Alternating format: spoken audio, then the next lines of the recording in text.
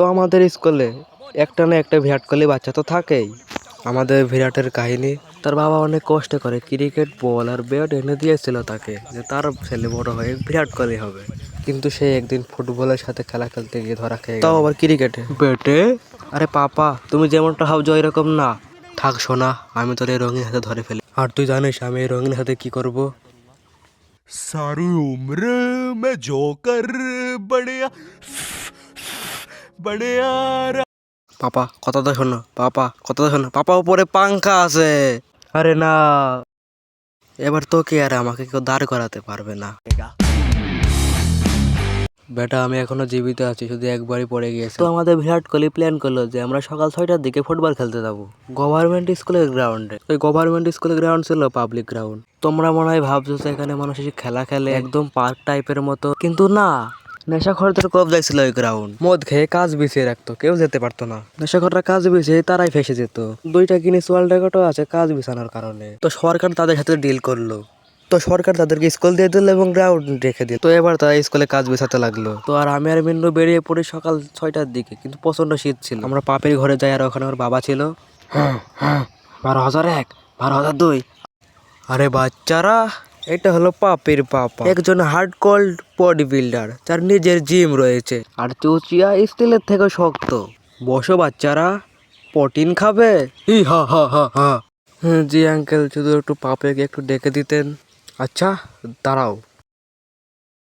বেটে পাপে, আরে বাবাজি নিচে চলে আসো তাড়াতাড়ি। আরে পুত্র তুইও না। আরে 12,001, 12,002, 12,003, 12,004। আরে বাচ্চারা, গাড়িটা কি ছেড়ে দিব?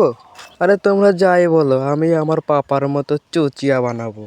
তো প্রচন্ড শীতে সকাল 6টার দিকে আমরা সাইকেল নিয়ে বেরিয়ে পড়ি। চারিদিকে কুয়াশা আর মুখ থেকে ধোঁয়া বেরাচ্ছে। এই মুখ থেকে ধোঁয়া বেরানোর জিনিসটা আমরা ছোটবেলায় অনেক করতাম আর কুল হতাম। ওয়াও, তুমি কি আমার সাথে লাঞ্চ করতে যাবে? হ্যাঁ। এই স্যামরান, কিছু না, এই নে। ওয়াও পাপে, তুমি কি আমার সাথে লাঞ্চ করতে যাবে? আরে সর তো, তোর লাঞ্চ আমি করে নিব। ওই তুই দেখেছিলি কত উপরে উঠেছিলাম? আমাদের জন্য ওই ফুটবল গ্রাউন্ডে পৌঁছানো তো সহজ ছিল না, কারণ আমাদের সামনে পড়তো একটা ভয়ঙ্কর গ্যাং লিডার এলাকা। আমার নাম হলো শেরু।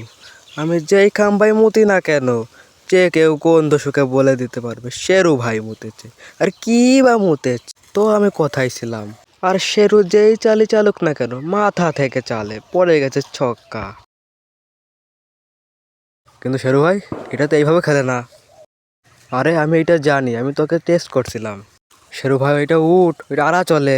আরে আমি মজা করছিলাম। শেরু ভাই এটা হাত, এটা সোজা চলে। শেরু ভাই এটা ঘোড়া। শেরু ভাই এটা পেয়াদা। শেরু ভাই এটা আমার গুটি। আরে শোন, তোর এই সমস্ত গুটি কেটে বালজিৎকে খাইয়ে দিব। আরে আমি শুধু বলেছিলাম বালজিৎ। বাস, আমাদের এলাকায় 3টা লন্ডা পুড়কে পড়েছে। এই জলদি চালা, এই এলাকা শেরু ভাইয়ের।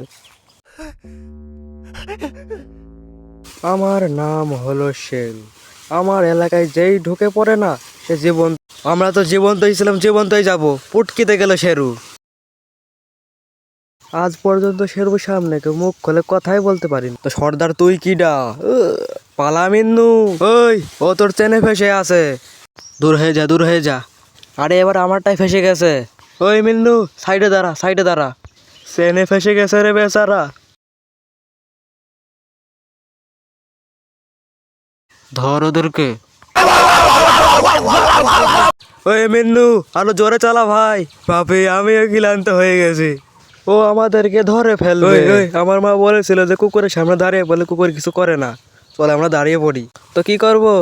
সোজা দাঁড়িয়ে পড়ি। হে হে। পাপি এমন মনে হচ্ছে ওরা আসছে। আরে চুপ থাক, চুপ থাক। এরকম ভাবে আমরা কিছুই করিনি। আমার মনে হচ্ছে আরো কাছে আসছে। পাপি মনে হচ্ছে চলে এসেছে। পাপিও আমাকে চাটছে।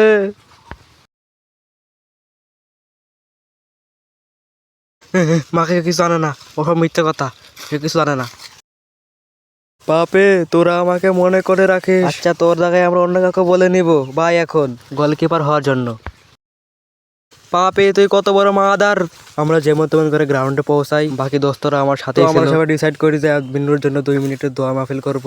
মিন্নু অনেক ভালো মানুষ ছিল, উপরওয়ালা ওর বউ বাচ্চাকে সুখে রাখুক।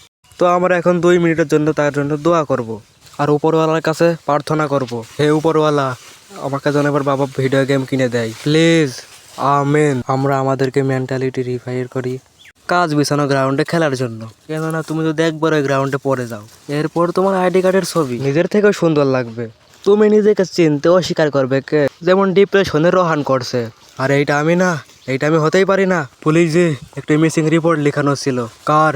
নিজের, কারণ আমি এই দুনিয়াতে কোথায় হারিয়ে গেছি।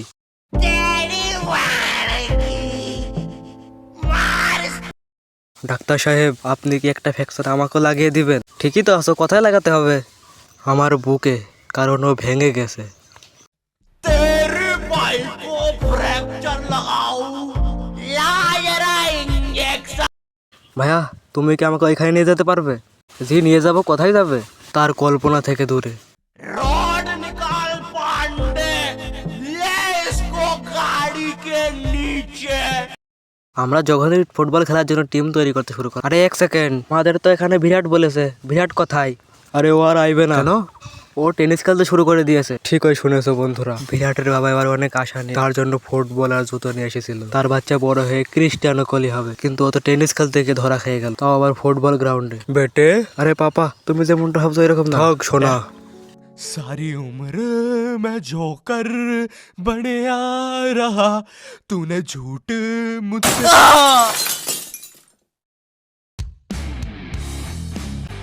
ইয়ো হ্যালো, আশা করি ভিডিওটা অনেক ভালো লেগেছে। ভালো লেগে থাকলে কি করা লাগবে এটা তোমাদেরকে আর বলতে হবে না, তোমরা অবশ্যই বুঝে গেছো মনে হয়। আই হোপ ভিডিওটা যদি ভালো লেগে থাকে তাহলে বেশি বেশি শেয়ার করো, টিকটক, হোয়াটসঅ্যাপ, গুগল